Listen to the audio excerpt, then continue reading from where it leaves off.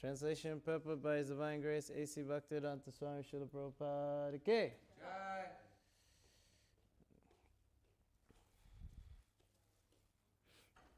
Please therefore accept her, O chief of the brāhmaṇas, for I offer her with faith, and she is in every respect fit to be your wife and take charge of your household duties. Purport. The words gṛhamedhiṣu, karmasu mean in household duties. Another word is also used here, sarvātmanānurūpām. The purport is that a wife should not only be equal to her husband in age, character, and qualities, but must be helpful to him in his household duties. The household duty of a man is not to satisfy his sense gratification, but to remain with a wife and children at the same time attain advancement in spiritual life. One who does not do so is not a householder, but a gṛhamedhī. Two words are used in Sanskrit literature. One is gṛhastha and the other is gṛhamedhī. The difference between gṛhamedhī and gṛhastha is that gṛhastha is also an āśrama or spiritual order. But if one simply satisfies his senses as a householder, then he is a gṛhamedhī. For a gṛhamedhī, to accept a wife means to satisfy the senses. But for a gṛhastha, a qualified wife is an assistant in every respect for advancement in spiritual activities. It is the duty of the wife to take charge of household affairs and not to compete with the husband. A wife is meant to help, but she cannot help her husband unless he is completely equal to her in age, character, and quality.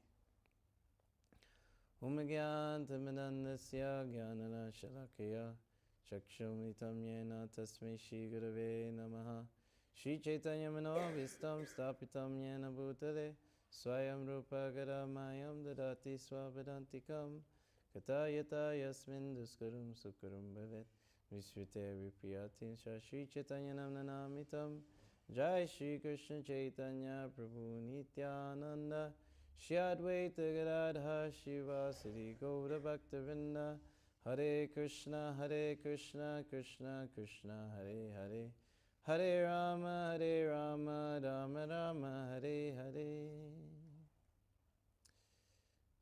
Ata Shri Krishna Nama Hare. No. Ata Dvija. Ata. Sorry, forgot the first line. Dhammasya, Varnashram Dhammasya, Samsari Haritoshanam. Pretty much what is the purpose of Varnashram is to please Krishna. Samsari Haritoshanam. So we hear about the household ashram, and it is not to satisfy our senses. It is for satisfying the senses of Krishna. That is the meaning of love. The meaning of lust is amyendriya priti vanchi paritarikam. Lust is just to satisfy the senses of the body. But love is Krishendriya Ichidari Premanam. That prema is to satisfy the senses of Krishna. So this is the purpose of the gṛhastha ashram, to experience true love, not lust. The nature of lust, kamayesha krodesha rajaguna samudbhava mahashana mahapadma viradam ihavarinam. That is lust, it's when one is in contact with the mode of passion. And that lust turns into wrath, violence, either to oneself or to someone else. This is the all-devouring sinful enemy of this world. Everyone thinks the enemy is, some other country, some terrorist group. That's the enemy number one in the world. Some people think it's the government. Some people think it's the Illuminati. This is the enemy. But no, it is lust. This desire to try and satisfy one's senses. This is our enemy. So people go into a household or get married, especially men. They are thinking that, yes, I will get a wife and she'll be my machine for sex life. So I can have unlimited sex life. This is my goal of being married. So, no, this is not the purpose of household life. This is gṛhamedhī life. So gṛhamedhī, a medhi is called like a pole. And in old days, they used to crush grains by having a pole, and then they tie a bull to it. And the bull will just walk around this pole. And that's how they'll crush the grains. So the medhi is the pole that's in the middle, and then the bull goes around. So the pole in a gṛhamedhī life is the genitals of the wife. And the man is just focusing everything on that. But a gṛhastha is focusing on Krishna and satisfying Krishna's senses. This is the purpose of the gṛhastha āśrama. If you need to know what's happening in this part of the Bhagavatam, we have Swayambhunamanu, who is trying to marry off his daughter, Devahuti. And Devahuti is very qualified. She's grown up in aristocratic family. Swayambhunamanu is one of the Mahajans. So her father is a great soul, so she's also become a great soul. And you would think that they need to also find someone who's like a prince, very rich, very capable. Usually that's the case when, a woman is looking for a husband. He needs to be rich, needs to have like some prestige, so I can be secure. But what are they looking for in a husband for Devahuti? He needs to be someone of great character. Where did Karma Muni stay? He was in the forest. He was not living in some palatial house. He didn't have a job. No, he was just there in the forest, doing austerity, trying to meditate on the Supreme Lord. So Karma Muni understood that he had to be honest. Sometimes that happens in the temple. A brahmachari does so many years in the temple, and he's trying to remain celibate and work hard, but then he has to be honest with himself and say, yes, it's time to move up an ashram. Moving from brahmachari ashram to gṛhastha ashram is moving up in an ashram. It's not a fall down. And so, in the same way, Karma Muni is thinking, yes, let me be honest. So what does he do? He does not just try to figure it out himself. He tries to go to superiors and get help. He doesn't like jump online and jump on Tinder or something like that. No, he asks for help, blessings from superiors, and especially the Supreme Lord. And the Lord comes as Prishnigabha Vishnu, riding on Garuda. And he grants him, yes, I will send you the right person who will become your bride. And Swayambhunamanu, he sees this Karma Muni, can understand that this person is of great character. He's done all the training as a brahmachari. Brahmachari life or education is meant for developing great character. Modern education, what does it develop? Animals. What do they teach young men? That you should just see every woman as a sense object. And you should just try and satisfy your senses to the max. Whatever you want, you should try and get. And what do they teach the young girls? That you should become a prostitute and become sexually desirable. And then you should kill children in the form of abortion. This is what's being taught in modern education. This is the fruit of modern education. But real education for men is that they should become sense-controlled, mind-controlled. And they should see every woman as mother except one's wife. This is real education. And for the ladies, the real value of a woman is chastity and faithfulness to one's father and to one's husband. this is where real empowerment comes from. We know that story of this chaste wife who had a husband who desired the association of a prostitute. And he was like invalid and everything. And she couldn't pay for it. And she even helped this prostitute to try and get a favor to fulfill the desire of her husband. And obviously it was very sinful. And Yamaraj wanted to take him away. And she said, no, you will not take him away. By my chastity, the sun will not set like this. And it didn't set, and it like ruined the whole universal structure just by chastity. So this chastity in a woman is very empowering. God becomes very dear to you. You can achieve what you desire. You can get, you are protected, not by the Lord, but even other men respect that chastity, that shyness. So we can see the compatibility between Kadamba Muni and Devahuti. She was very chaste, very faithful, and a great devotee of the Lord. And Kadamba Muni was also a great devotee and someone of great character. So Prabhupada is saying here that the wife should be equal in age, character, and qualities. What I found interesting was the age part, because usually in Vedic culture, they would marry the girls before they hit puberty. As young as 8, 9, 10 years old.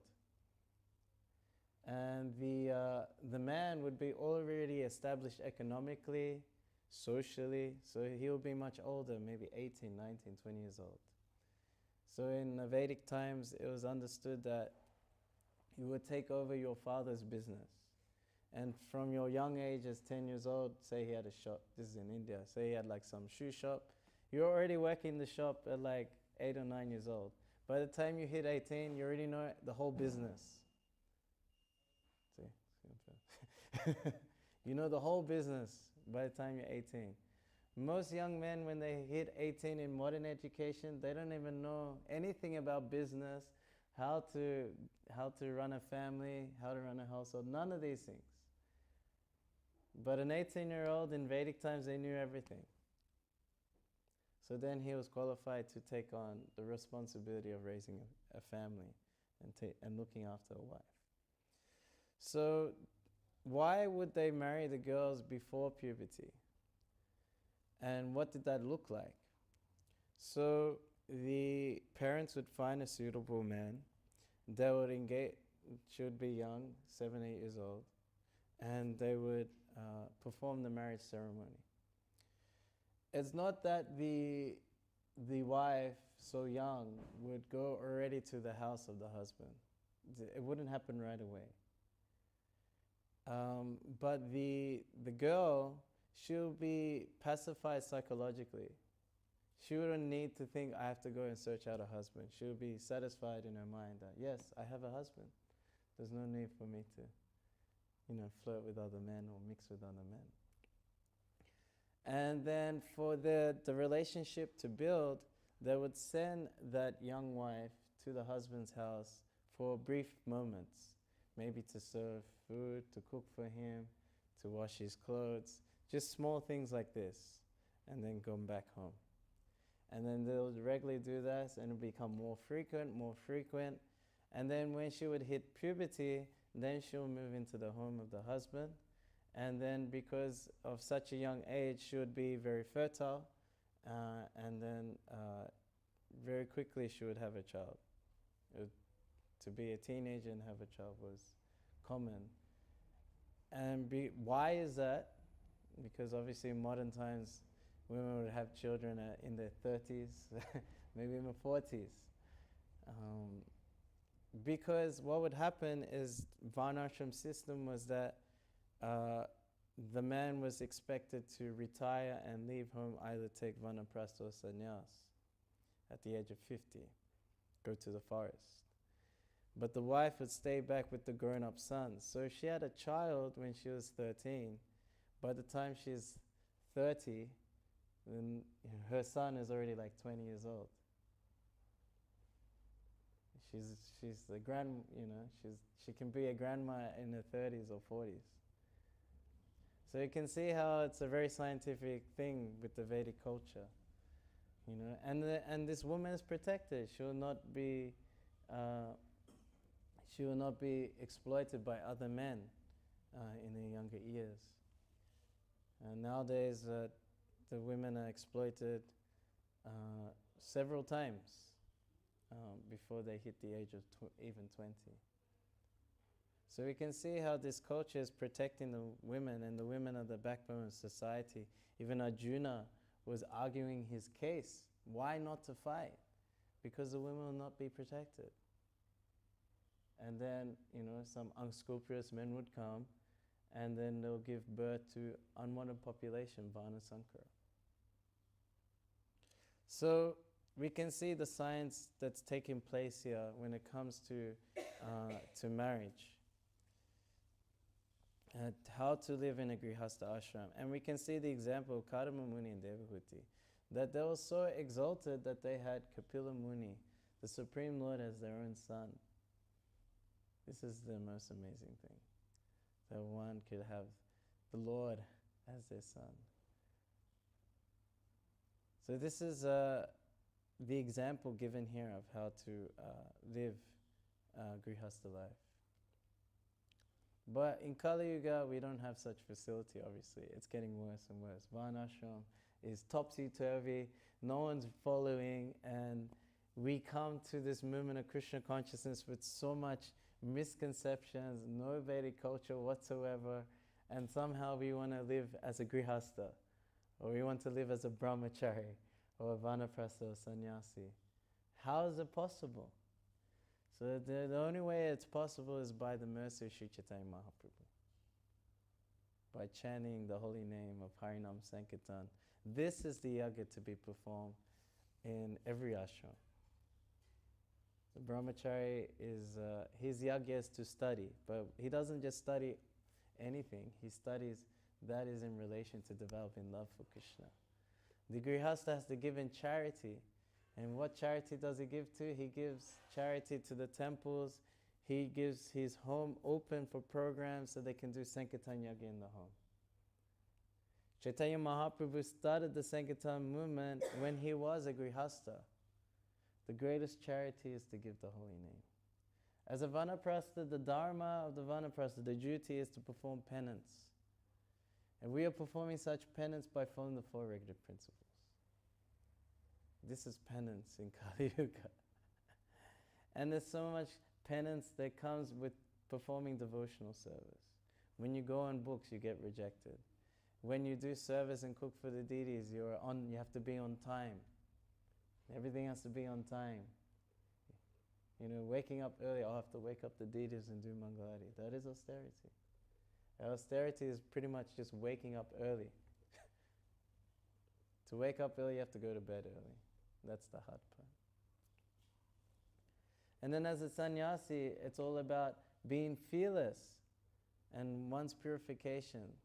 So we can see that the holistic nature of Krishna consciousness that Sri Chaitanya Mahaprabhu gave us, that one can actually execute all the duties of all ashrams perfectly just by connecting to Srila Prabhupada's movement. We sort of underestimate the morning program, right? Yeah, I've done this how many times for so many years, the same song, the same tune, But no, so much purification has taken place.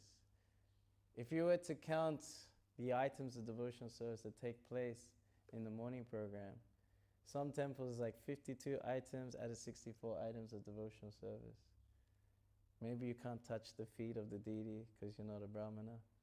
And maybe you can't circumambulate the deities because, it's like a building and you have to go the whole block maybe. But close to 50 out of 64 items of devotional service are in just the morning program. Isn't that amazing?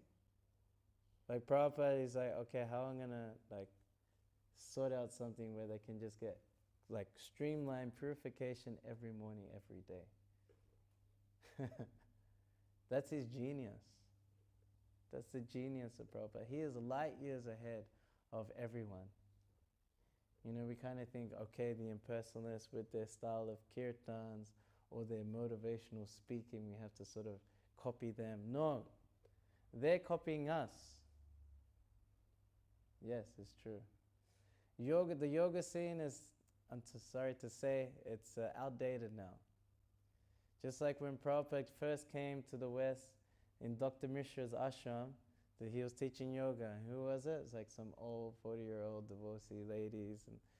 And now that cycle's happened again with the yoga scene. Hardly, not many young people are coming through again.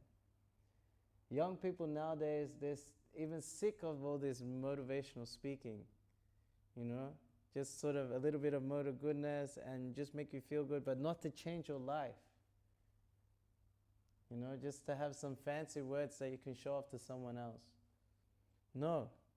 They want the real thing. They want the truth, the reality, that you are not this body. Stop trying to give in to the mind and senses. You're being cheated by modern society. There is a God, you know, and you're supposed to surrender unto Him. This is the revolution here. Even though there's only a few of us, we're a part of that. This golden age is for sure, and we will be the pioneers of it. This movement, Sri Chaitanya Mahaprabhu, is so powerful. It is getting into every nook and corner, and somehow we're a part of it. Kadamba Maharaj, he wrote in his Diving Deep, I don't know if you have this book, I highly recommend it. And he said that even though we may have some shortcomings in the movement, but Sri Chaitanya Mahaprabhu sort of has infiltrated every single aspect of this materialistic society. It's going to break it down. He gives the example, just like if you want to construct a building. So you have to make sure there's no cracks in the cement or in the bricks. Because if there is a small crack in there, some water can get inside, and then when water just keeps building up inside these cracks, it can eventually break the whole building down. So in the same way, Sri Chaitanya Mahaprabhu's mercy has infiltrated this whole Kali Yuga in the same way, and it's like seeping through. And we have to keep putting that mercy of water into society. We may not see the results right away, but we can see something that has happened. For example, is like how many Russian devotees there is. There's so many of them. Actually, we travel around the world, you always run into a Russian devotee. Oh, Hare Krishna, Prabhuji. Oh, Hare Ramananda, so nice to see you. I watch you on YouTube, you're doing your job so high in Harinama Sankirtana. We must do revolution. So, you know, book distribution, yes. You know. And so we can see that Prabhupada, when he first came to Russia, in the USSR, he only met one boy. You know, told him everything in 2 or 3 days. And then it manifests into this like huge thing, so much underground preaching in people's homes. And somehow they got one Bhagavad Gita, someone's able to translate it. And they would hand write it down. They would copy by hand a Bhagavad Gita by Prabhupada. And then they would like go out and distribute it. And they kind of had to do it secretly. They couldn't get caught by anyone because someone might tell on them. And at the same time, it could be a KGB spy. And they'll be on the street and they'll have it underneath. They go, hey, you, come here. You know, yeah, you. Okay, I got this spiritual book from India. It has like revolution, and like just with so much conviction. And then like, okay, they'll get it. And that person would also hand copy it and give it to someone else. And now there's thousands. There's like something like 900 bhakti rickshaws in Russia. And they're growing more and more. They have such amazing preaching going on. It's revolutionary. Just from that one small thing that Prabhupada put in that one person. What to speak of what we're doing, like here in South Africa, it's amazing how much access you have to universities. You have no idea. You cannot do what you're doing in the universities like you're doing here. I think because you've like had it for so many years, you kind of think, yeah, it's always going to be there. No. You know, they may just become secular. In Australia, in the West, many universities will not allow just like kirtan, programs, so much access to rooms. No way. You will not get this. What to speak of the students? They're so atheistic. Once they have a university education, they're so proud. They, like pretty much in university, they teach you that being someone who's religious is so naive. You have no idea about life. You just sold out to some religion. But here, they appreciate that you have knowledge about God, and they want to hear about it. It's so nice, actually. So this is our hope. Even though we don't have any Vedic qualifications whatsoever, so disqualified. Because of our connection to Srila Prabhupada and Lord Chaitanya Sankirtan, we can have the knowledge, we can have the qualification. We can have the peaceful and happy life, even though we don't have access to the true Vedic culture. Because we have the goal of Vedic culture, which is love for Krishna. To have knowledge and love for Krishna. So I'll stop here. And you can comment, ask question, add anything. I like your pastime about the wife and the brahmana. I can't remember where. I heard it about 3 times. But the one I heard was where he had leprosy. And he got onto the back of his wife was carrying him. And on the way, his foot touched like some sadhu, and the sadhu turned around and cursed him. It's like, how dare you touch me? You have this leprosy thing, like you must go far away from whatever. And with this curse, he was cursed to die, Simon said. I don't know, is this true? Yeah, that's the same one, yeah. It's the same one, it's like different variants. I mixed 2, so sorry. I didn't know the exact, I just wanted to say that chastity is, it's very powerful. Do you know like the extent of that story? Because it's like at every step, everyone was like amazed by her conviction. Yeah. You know? So she was saying, by sundown he'll die. Yeah. So she'll say, okay, by my chastity the sun won't go down. Yeah. And then I think Trimurti came to her like Brahma, Vishnu, Shiva were like, look, you can't do this. And then well, don't make sure you don't die. So. I just find it very, very amazing because it's those pastimes and stories that attract people without a religious thing. Because people, in my experience, have been so scarred by religion, especially in Kali Yuga. So many people front as being religious and organizations front, but with Krishna consciousness, I find that it's very playful. Like I took that garland yesterday to a friend in Cork Bay and I gave it to him. It's hesitant to take it. He was like, "What is this?" It's like, "What does it look like?" Like, I don't know, I don't accept things I don't know. And I was like, it's a garland of flowers, bro, what's gonna go wrong? And he accepted it, and then he took it off, and he put it in his room, and then I gave him an old pair of beads that someone gave me, and I had like a bead bag, and I was like, this is the most ancient form of meditation, chanting on a rosary. And that's what I got from you. You were like, just stick to the science, don't deviate in any way. And I felt like, if one sticks to it, one can build a little bit of chastity, of like, almost being stubborn, so it's like the rightful stubborn nature.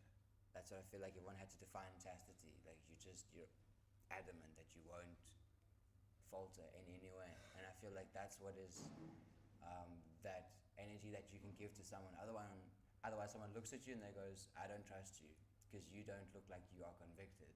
And everyone just passes it to everyone else. I don't know if you have something to say on that. Like everyone just likes to read a book and then go preach to the next person but hasn't practiced it. I feel like that's what Srila Prabhupada was trying to teach of like, read my books, practice them, and then when you go and you give the knowledge to someone else, they'll take it immediately. Yeah.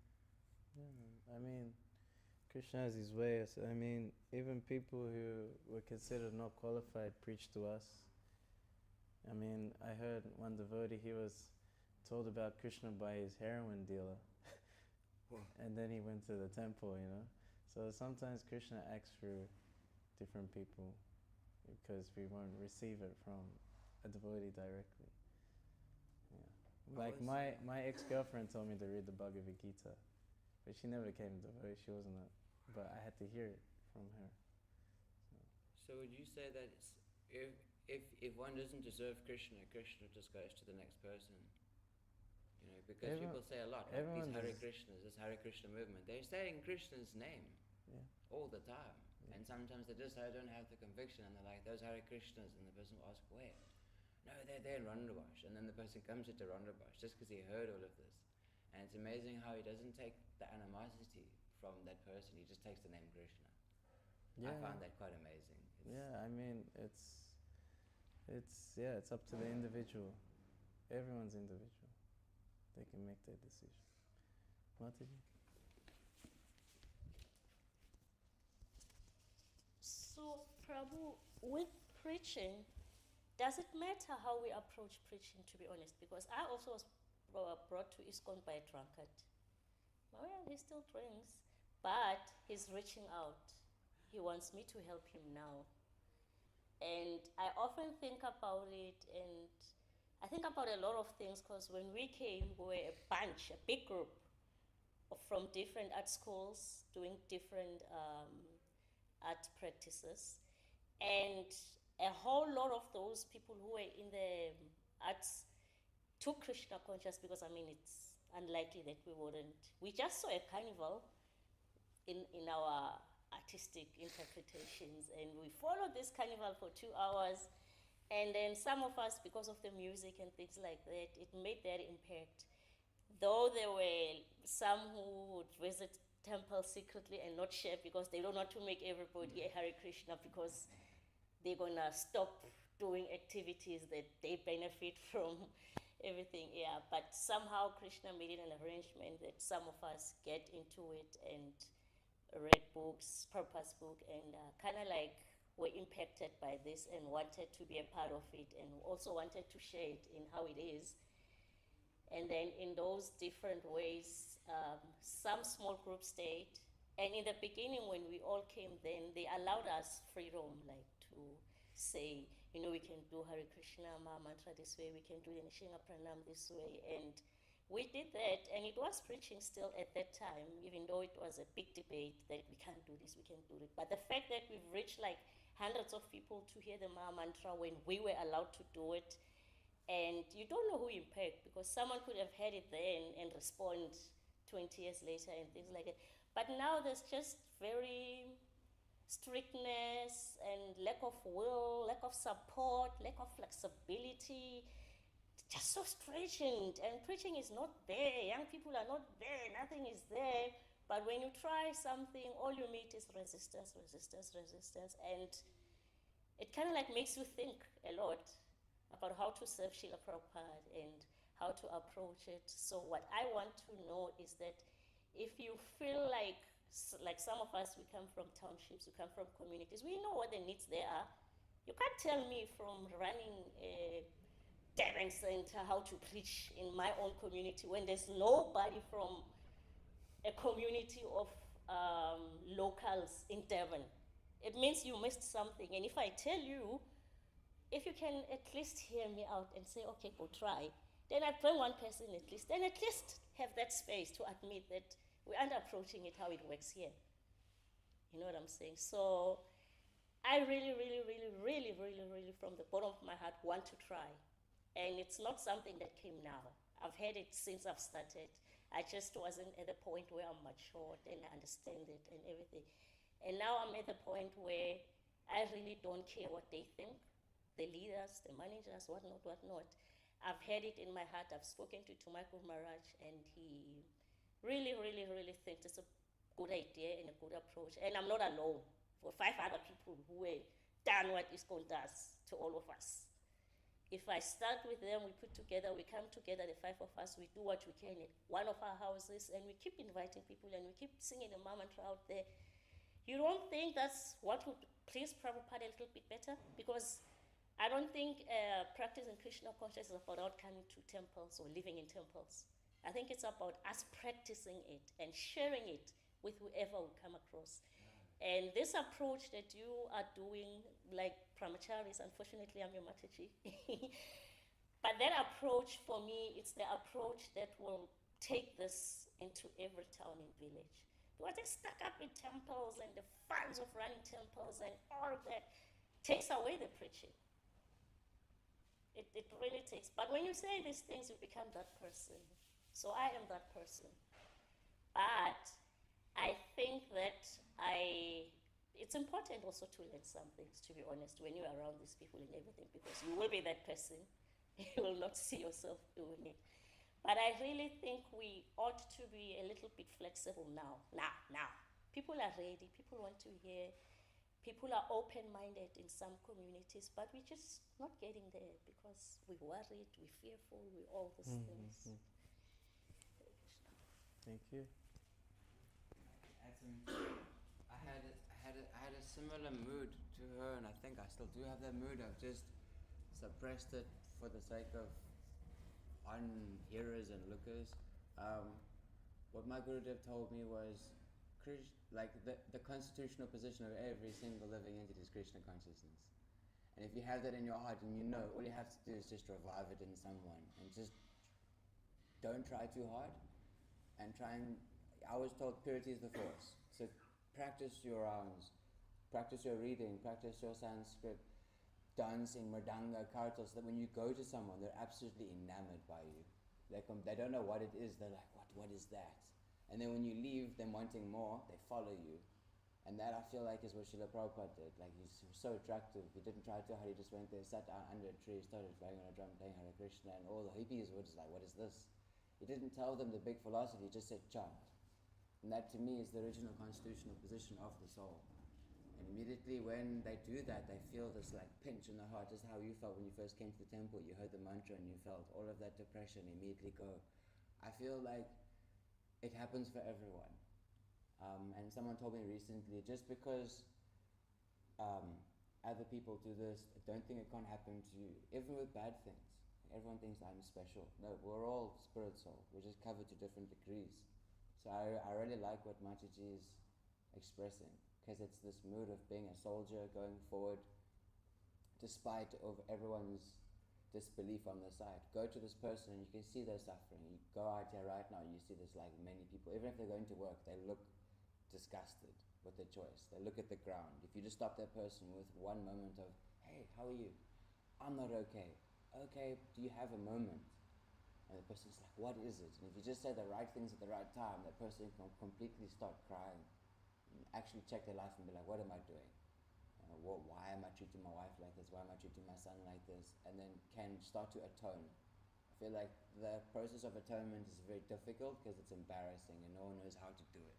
But if one comes to the devotees are so gentle that they actually allow that.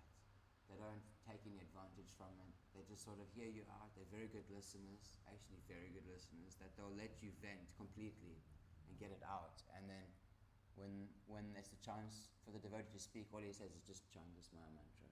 Just carry on chanting it. So, Thank you. yeah. Okay, thank you very much. Hare Krishna. Anyone for listening? We'll see you next time. Hare Krishna. Hare Krishna. Srila Prabhupada ki Jai. Antara Srimad Bhagavatam ki jai. Jai.